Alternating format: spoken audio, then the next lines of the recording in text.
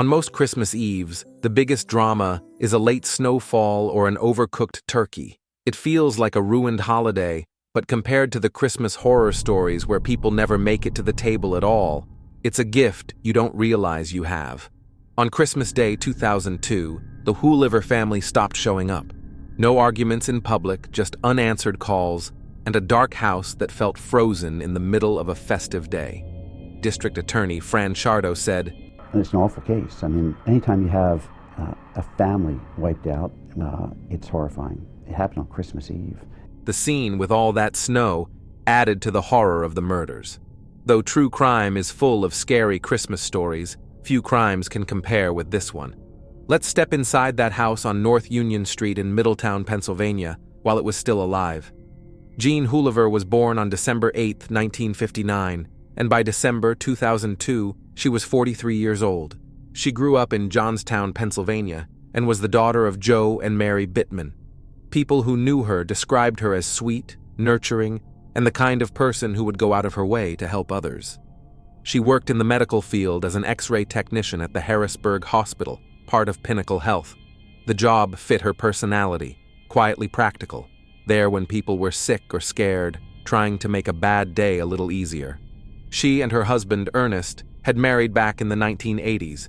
He was born on April 23, 1960, and graduated from Central Cambria County High School in 1978. In 2002, he was 42. Ernest owned a small trucking company. Over more than 20 years together, they had 2 daughters, Victoria and Elizabeth. On weekends, Jean loved staying home and reading, and Ernest went hunting and fishing, often taking his daughters with him. By late 2002, Victoria was 20 and Elizabeth was 15. Elizabeth, called Izzy by her family and friends, was born on May 13, 1987. She was in 10th grade at Middletown Area High School. She was happy-go-lucky, friendly, and always upbeat. Victoria, Vicky at home, was born on December 27, 1981. In school, she played field hockey and was remembered as the kind of person who was always smiling. She worked at Salvatore's and at kids' quarters in Middletown, where she was a much-loved teacher. She was engaged to a man named Jeff Martin and had recently given birth to a baby girl, Madison, who everyone doted on. But by that winter, things inside the marriage had broken down. Jean and Ernest had separated after more than 2 decades together. He was no longer living in the Middletown house. He'd moved back in with his parents and 28-year-old brother Scott in St. Benedict, Cambria County, more than 100 miles away. Victoria moved back in with her mom and little sister to support Jean through the separation. Jean absolutely adored her granddaughter. Madison gave her something pure and uncomplicated to focus on, at a time when everything else in her life felt unstable. Jean and her 2 daughters were incredibly close. She was a very loving mother. All 3 were active and social. They spent a lot of time together, leaning on each other, trying to make the best of a bad situation.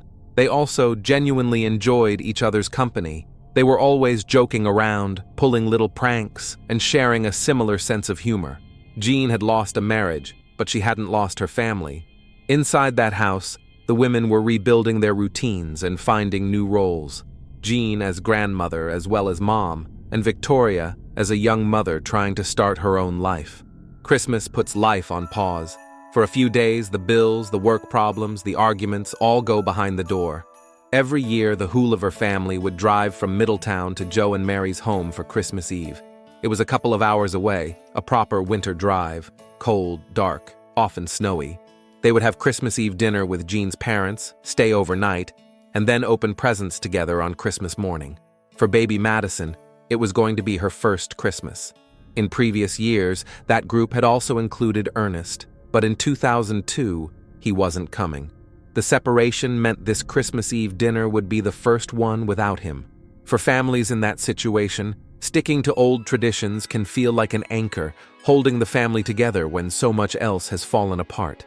On December 24th, Mary had been cooking in the kitchen since early that morning. Foil crinkled over a cooling pie. Steam from the hot dishes fogged the windows, and the good plates waited on the table. In the afternoon, Joe and Mary Bittman were expecting the familiar sound of a car pulling into their driveway, their daughter walking in with an armful of bags, and the girls with the baby behind her. They knew the route. They knew roughly how long the drive took. They knew that sometimes winter weather in Pennsylvania could slow things down, but they also knew their daughter. If she was going to be very late, she would normally call. That call never came. As the evening went on and it got late, the worry grew. Maybe they'd left later than usual. Maybe the roads were icy and traffic was backed up. It was Christmas Eve. People were traveling everywhere. There were plenty of explanations, but minutes turned into hours. The Bittmans tried calling Jean's house, but there was no answer. It was especially odd that Jean's answering machine didn't pick up. That's the moment when normal concern started to take on a different edge. No one could touch the food. Jean's parents were staring at the doorway. As the night deepened, the Bittmans did what a lot of parents would do in that situation. They started checking for trouble. They contacted local hospitals and police, asking if there had been any accidents between Middletown and the Bittman home in Jonestown that matched their daughter's car or description. Nothing. No crash on the route they'd expect the women to take. No admitted patients with Jean's name, and no unidentified women. At Harrisburg Hospital, Jean's colleagues also became worried when she failed to show up for her last shift before Christmas break. At some point that night, Jean's mother reached out to police in Middletown asking for a welfare check. The first response was non-urgent. It was Christmas Eve. The assumption was that the family had been delayed or stopped somewhere else, or that holiday plans had just shifted. The Bittmans were essentially told to give it a little more time. Joe and Mary were sitting up all night at a table set for Christmas Eve dinner, surrounded by empty chairs, not touching a thing. Night turned into early morning. December 24th became December 25th. By Christmas morning, Joe and Mary knew something was terribly wrong. Jean's mother picked up the phone again and called the Middletown police a second time.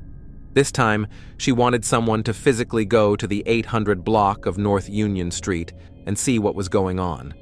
Around 7 a.m., as his shift was starting, Middletown Police Sergeant Robert Givler was dispatched to the house for a welfare check. When he pulled onto North Union Street, nothing looked like an active crime scene. Fresh snow, a quiet house with the blinds drawn. From the street, it could have been any family still sleeping in on Christmas Day. He walked up to the front door, knocked, rang the doorbell, and waited. There were no footsteps, no movement behind the curtains. With the blinds fully closed, he couldn't even do the usual quick check through the window. Givler decided to circle around to the back. That's when the first clear sign that something was very wrong jumped out at him. The glass in the garage door window had been broken, and when he checked whether the door was locked, it gave way. Inside the garage, Jean's car was parked exactly where it should have been. He moved to the interior door that led from the garage into the house, knocked again, and called out, "Middletown Police." The house remained silent. That door was unlocked too. He stepped inside. Later, he admitted he was scared. The garage opened into a small hallway leading toward the kitchen.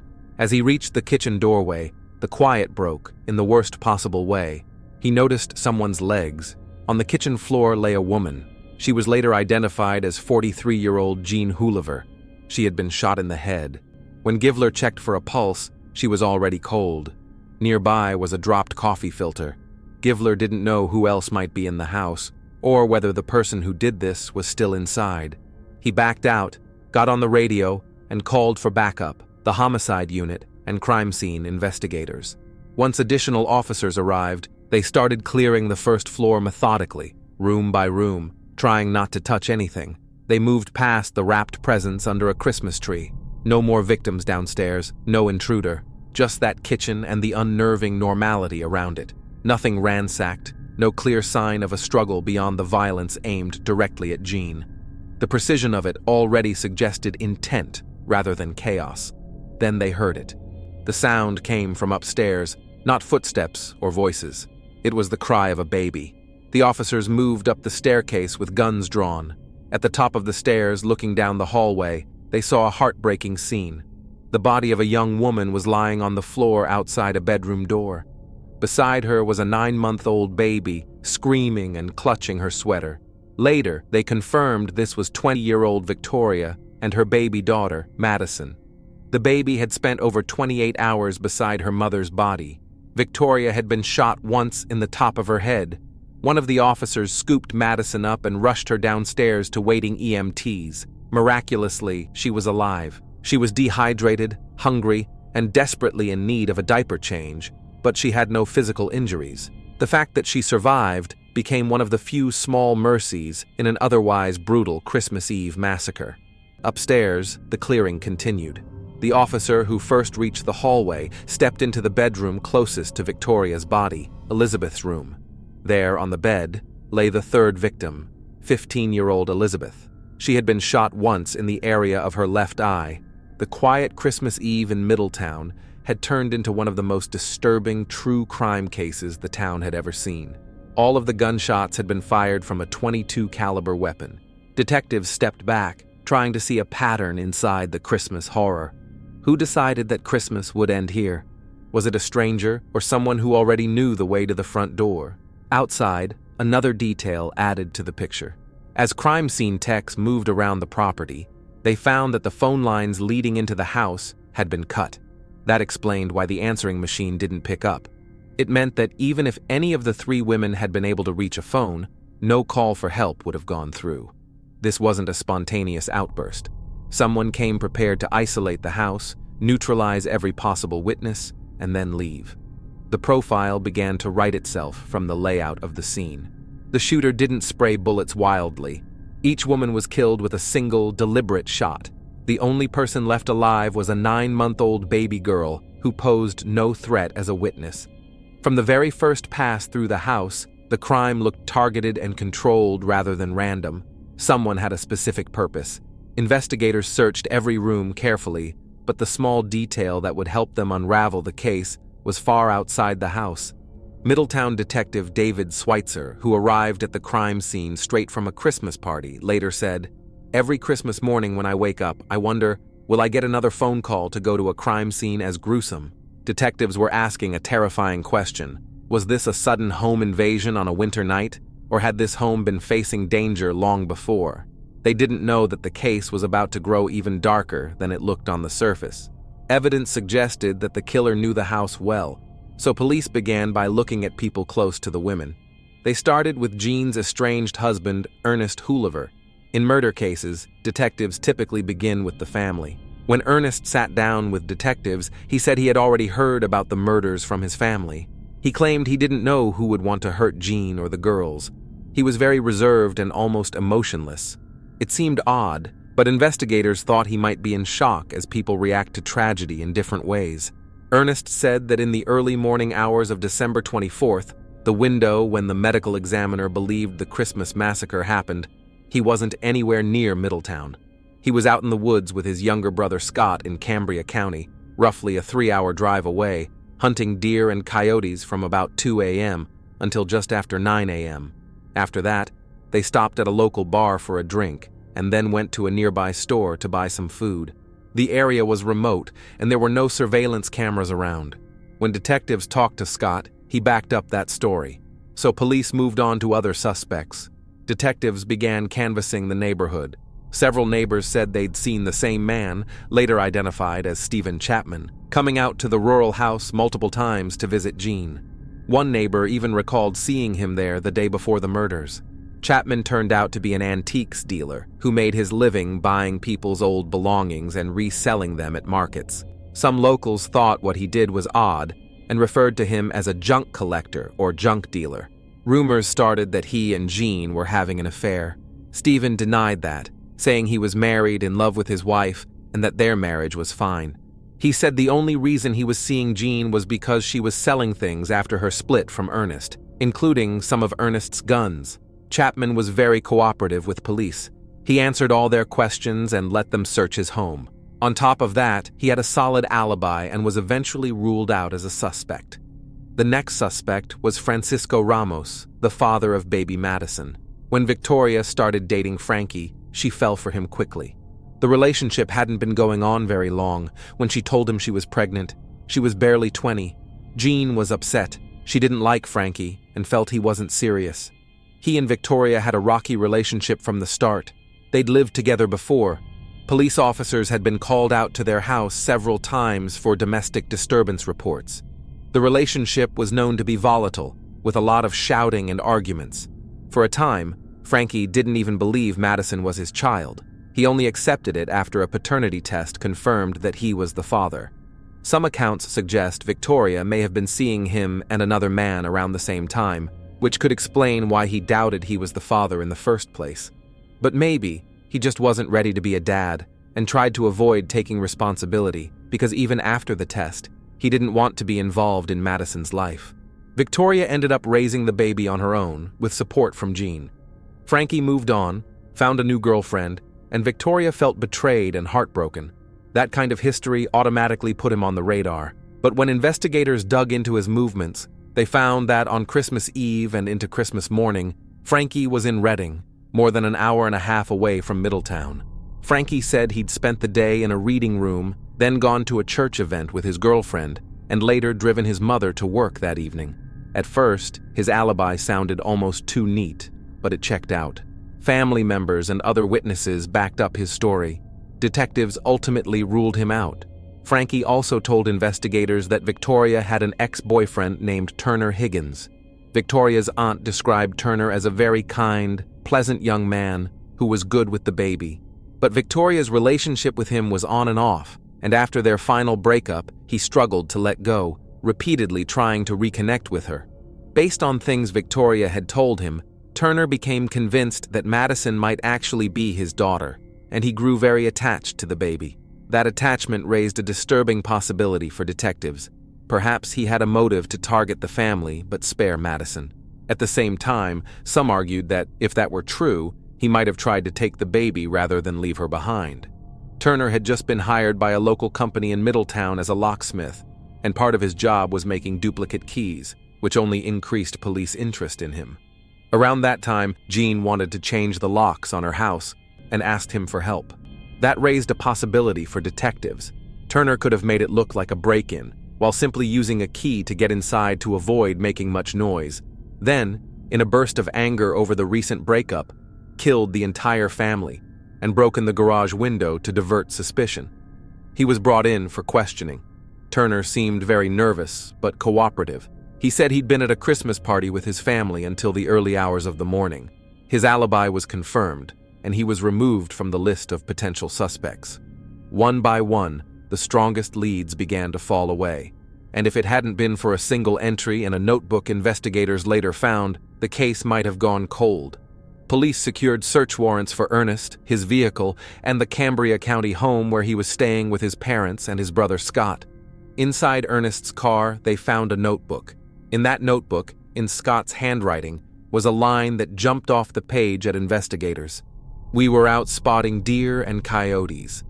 It's not illegal to write down where you were, but to detectives who had listened to both brothers describe that exact activity as their alibi, the wording felt like a script that was prepared in advance. With the notebook in hand, investigators called Ernest back in. This time, he didn't want to talk. He refused to answer further questions and asked for his attorney. After that, he left with his lawyer and stopped cooperating with the investigation. So detectives turned back to the younger brother Scott. At first, he repeated what he had told them before, but in that moment, detectives needed him to stop protecting his brother and start telling the truth. They put the notebook in front of him. They showed him photos from the horrifying Christmas massacre on North Union Street. Whatever Scott thought he could live with up to that point, those images broke through. After seeing the crime scene photos of his sister-in-law and nieces, Scott gave up. Crying, he began to tell detectives about a very different Christmas Eve. He said that in the very early hours of December 24th, 2002, he drove Ernest to Middletown because Ernest claimed he wanted to get his dog back from Jean. The family dog had died a few months earlier, but Ernest didn't know that. He hadn't seen the family in a while because he was under a restraining order and banned from contacting them. Scott understood that this trip violated the terms of Ernest's restraining order and initially said no, but Ernest, being his older brother and a very controlling presence, had been verbally abusive toward him, and both brothers had been drinking, so Scott eventually gave in. When they reached Middletown at around 4 a.m., Scott parked the car about a block away from Jean's house. Before getting out, Ernest changed into dark clothes, took something from the back seat, and told Scott to wait in the car. He was gone for about 10 minutes. When he returned, Scott noticed that Ernest seemed shaken, nervous, and out of breath, but he refused to explain what had happened. He climbed back into the car, changed his clothes again, and told Scott to drive away. The secretive trip was later backed up by security footage that police obtained from a convenience store about halfway between Cambria County and Middletown. Scott then drove back to Cambria County and out to a wooded area where Ernest got rid of a pistol, a shotgun, a hunting mask, and 2 pairs of gloves. He also burned his clothes in a plastic bag there. Scott took police to that remote spot to try to recover what Ernest had thrown away. They were just about ready to call off the search when one of the officers glanced down and spotted something orange wedged between some rocks. It was the rusted barrel of a pistol. They recovered a .22 caliber gun, a shotgun, and other items. The serial number on the pistol traced back to a member of their own family, Ernest's uncle on his mother's side. Without Scott's confession, this disturbing case might have stayed a Christmas mystery. Now detectives suddenly had a roadmap. Scott seemed deeply remorseful about his role in everything that happened and became the key witness who could finally reveal how Christmas Eve turned into the familicide of Jean, Victoria, and Elizabeth. But the deeper question was why Ernest was willing to risk everything to go back to that house. When police began digging into the family's past, they uncovered its darkest secrets. Ernest was immediately arrested. Meanwhile, detectives spoke to Victoria and Elizabeth's aunt. It was hard for her to tell investigators the awful truth about what had really been going on in the Hoover family. Victoria had once called her in tears and shared a terrible secret about their father.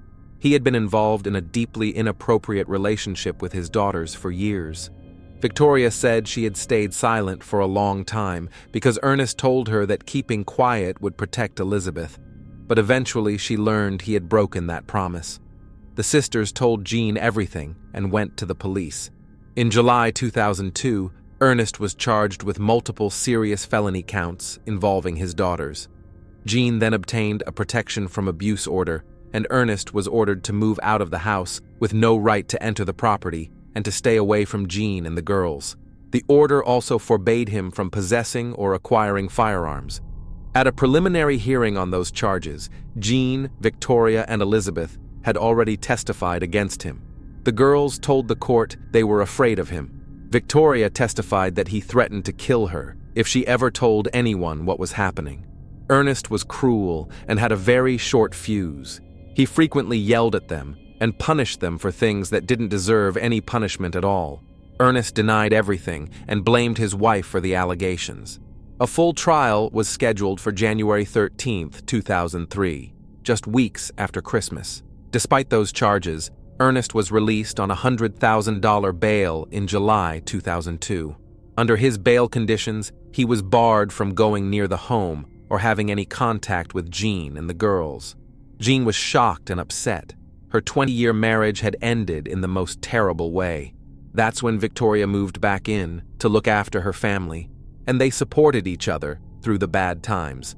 As soon as detectives learned the gruesome details of Ernest's criminal case, they knew they had their murderer. He brutally attacked his wife and daughters to make sure the 3 women would never walk into a courtroom again. He was a man who decided the easiest way to change his fate was to erase the people closest to him, rewriting his family's past and future on one eerie Christmas night.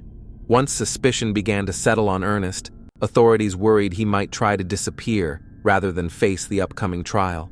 On January 2nd, his bail was revoked, and he was taken back into custody. The next day, January 3rd, his younger brother Scott was charged as an accomplice with 3 counts of homicide for driving Ernest to the area of the crime scene. Both brothers were held without bail. Then, following testimony before an investigating grand jury, the district attorney made his move. On January 14, 2003, Ernest Hoover was formally charged with 3 counts of first-degree murder, burglary for breaking into the Middletown home, reckless endangerment for leaving baby Madison alone in the house, separate counts for killing prosecution witnesses, and the earlier offense charges involving Victoria and Elizabeth. The district attorney openly talked about the possibility of the death penalty. At a preliminary hearing on the murder case, Scott testified about an October conversation 2 months before the killings, where Ernest, angry about the divorce, told him he was going to shoot Jean. He also said that he would kill Victoria and Elizabeth. The courtroom doors opened in late August 2004, nearly 2 years after the Christmas Eve massacre. Because pre-trial publicity had been heavy, Ernest's defense team asked for a change of venue, arguing that local jurors might be too biased, so the jury was brought in from another county. Ernest's attorneys leaned hard on the idea that this was all too circumstantial. They told the jury there was no physical evidence linking Ernest directly to the murders. The defense called Scott's story patently ridiculous and absurd and said the prosecution's case was thin to the point of non-existence. In contrast, the prosecution left the jury with a detailed, step-by-step picture of how the murders happened, built from Scott's testimony, the pathologist, the physical evidence, and Ernest's own actions afterward. On Christmas night, Ernest Hoolever crept into the Middletown home. He cut the phone lines and broke the garage door window. Jean had started her usual early morning routine, making coffee before work, when Ernest came up behind her and ended her life with a single shot. Victoria probably heard the gunshot, realized it was her father, grabbed Madison and ran to Elizabeth's room to protect her and lock themselves inside. But upstairs, in the hallway near Elizabeth's bedroom, she ran into Ernest. Victoria crouched over her baby, trying to shield Madison with her own body when the shot was fired. Elizabeth's wound was close range. Investigators noted burn marks around the entry area and on her hands, consistent with her possibly being face-to-face with the attacker and grabbing the gun barrel in a desperate attempt to push it away. On appeal, the Pennsylvania Supreme Court later wrote that the evidence at trial was plainly sufficient to support the first-degree murder convictions, and that the way each victim was shot in the head provided strong circumstantial proof of specific intent to kill. Scott's testimony was shaky. He was slumped in the witness stand, wept silently while squeezing a handkerchief, and spoke in a barely audible voice. He agreed to plead guilty to third-degree murder and burglary and to cooperate with the prosecution. He said he was very sorry and that his biggest regret in his entire life was not having the courage to stand up to his older brother. Ernest had dominated and manipulated him his whole life. He duped his brother and pulled him into the family massacre case. Judge John Cherry said Ernest used and controlled him. Scott's attorney even called him a hero. He said Scott feels extreme remorse for what happened to Jean and the girls, so much so that just to say that he feels remorse would be an understatement of biblical proportions. At the county jail, another side of Ernest Hoolever emerged. The prosecution called a series of prisoner witnesses, men who shared cell blocks with Ernest while he was awaiting trial. Inmates like Robert Miley, Wilson Talavera, James Meddings, and Stephen Stevens told the jury what Ernest said when he thought he was just venting to other prisoners. They described incriminating remarks about the victims and about the crime itself. Ernest befriended a fellow inmate named James Meddings.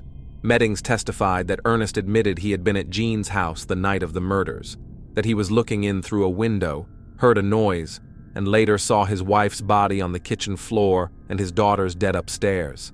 Then the conversation took a darker turn. Ernest asked Meddings to help him hire a hitman. The target was Francisco Ramos, Madison's father. Ernest's idea was to have Ramos killed and make it look like he'd taken his own life, with a staged note in which Ramos would confess to murdering Jean and the girls. Meddings didn't keep this to himself. He went to authorities. An undercover federal agent was brought in to pose as the hitman. The agent spoke in a West Virginia accent because Meddings was from that state, and it made sense that his contact would be from that region too. They recorded Ernest discussing the plan and referring to Ramos by the code name Tank. You have anybody that would have access to a photo of the tank that they can send? I'll do my best. That would make it a whole lot easier. I know it's around 18, 19, 20 years old. The tank is, as far as that goes. Well, I don't know if you know my situation, but there's me and my granddaughter that's left. And suppose my granddaughter's up in that area. With the tank? Yeah.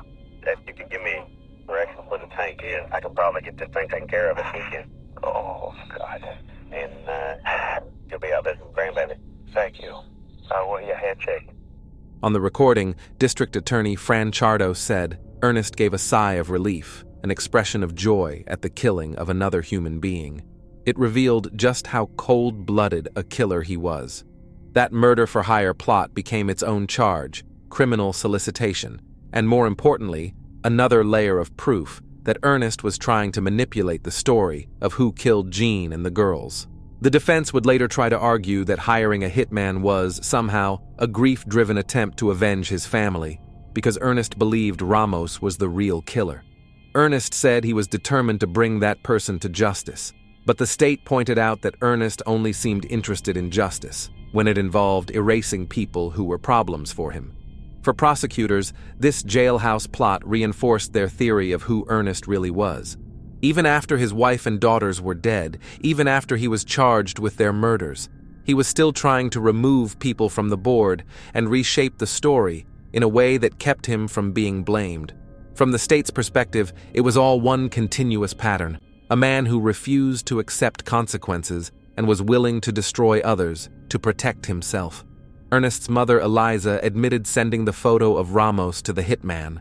She defended her son to the end, saying, "When he doesn't get his way, he will often call me names. It doesn't mean he doesn't love me." Ernest's defense also tried to shift suspicion onto someone else, not Ramos ultimately, but Victoria's ex-boyfriend, arguing that Ernest had simply stumbled on the bodies afterward. Ernest claimed that when he entered the house, Jean was still alive on the kitchen floor, and he reached down and kissed her hand. He said the gun was lying on the floor, and that he picked it up and got rid of it so he wouldn't be falsely accused of murder. I think the fact that the gun was traced back to his uncle, and Ernest still claimed he had just found it on the floor, speaks volumes. The trial court called that story what it was, a self-serving attempt to distance himself from the crime, made after he'd had time to think, and ruled that the jury wouldn't get to hear that statement as some kind of automatic truth. District Attorney Fran Chardo described Ernest as incredibly self-centered with simplistic thinking and said he's a person who will stop at nothing to evade responsibility for the crimes.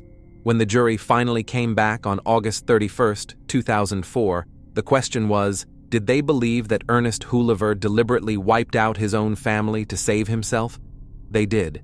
The jurors unanimously returned 3 death sentences for each life taken. In exchange for his cooperation, Scott received a sentence of 12.5 to 25 years in state prison. An execution warrant was signed for June 20, 2007. By then, Ernest was 47 years old, but he appealed, and from that point on, his position was consistent. He has insisted he's innocent of the murders and has kept fighting his convictions for years. Ernest was acquitted of all the charges in his earlier criminal case involving his daughters. That didn't happen because the jury decided those things never occurred, but because the only 2 people who could fully testify against him were already dead. Ernest later tried to have any mention of those charges erased from his record, but the Pennsylvania Superior Court refused to remove them. District Attorney Fran Chardo said Ernest only got those acquittals because he murdered the 3 principal witnesses against him. The court said the evidence of those crimes is inextricably tied to the murders and had to remain on his record. At one hearing, Ernest showed up with a black eye and claimed fellow inmates had beaten him up at the direction of prison staff. The court essentially rejected that claim, saying he couldn't prove it, and the appeal was denied. Ernest has filed multiple other appeals over the years. Even after 3 death sentences, he is still trying to rewrite the narrative of why this happened at all. Prosecutors say it's the most extreme version of his need to seize back control. At one point, Ernest even tried to claim Jean's life insurance benefits. Back in 1998, Jean had taken out a $25,000 life insurance policy, thinking it would help protect her family if something ever happened to her. Ernest never received the money, but said his appeals were far from over. The fact that a family annihilator even tried to collect on that policy after her murder was shocking. By that point, Madison was living with her father, Frank Ramos, in Redding, Berks County. There was another property fight, too. Earlier, Ramos had tried to save the North Union Street house from foreclosure, so there would be something left for Madison. Ernest challenged that effort. In the end, the house was lost and sold at a sheriff's sale in 2008. Born in 1960, Ernest is now an aging death row inmate. In reality, it's far more likely that he will die in prison of natural causes than by lethal injection. One thing he has never done is accept responsibility or express remorse. Baby Madison is now an adult. She is said to be a lot like her mom. She loves music and dancing. Her family reminds her every single day how much her mother loved her. In high school, she played field hockey, just like her mother. She's graduated from community college and plans to become a registered nurse. She's engaged. The Christmas Eve massacre still haunts investigators. District Attorney Fran Chardo said, "It's not too hard to be thinking about it this time of the year." Jean was supposed to be out in the driveway that night, locking up the house and packing the car, doing that last mental checklist before a long winter drive. Victoria was supposed to be juggling gift bags and Madison's diaper bag, laughing about how much stuff one tiny baby needs. Elizabeth was supposed to be a teenager complaining about getting up early, and Madison was supposed to be a 9-month-old being passed from lap to lap at her first real Christmas. Instead, she became the tiny survivor at the center of a murder trial. That's the real horror of the Hoover murders. All of that normal life was exactly what got in the way of a man who refused to accept that some things were no longer his to control. He felt his power was slipping and chose to walk back into that house and make sure that if he couldn't control his family's future, no one would have one without him. There's so much grief in this Christmas story, but also so much love that Ernest Hoover couldn't destroy. Do you think Ernest should ever have been given bail after his daughters went to the police? And what's worse in your mind, the death penalty or life in prison? Let me know your thoughts in the comments. Subscribe to my channel, and if you want to hear about more chilling true crime cases, you can watch the Murder Documentaries playlist.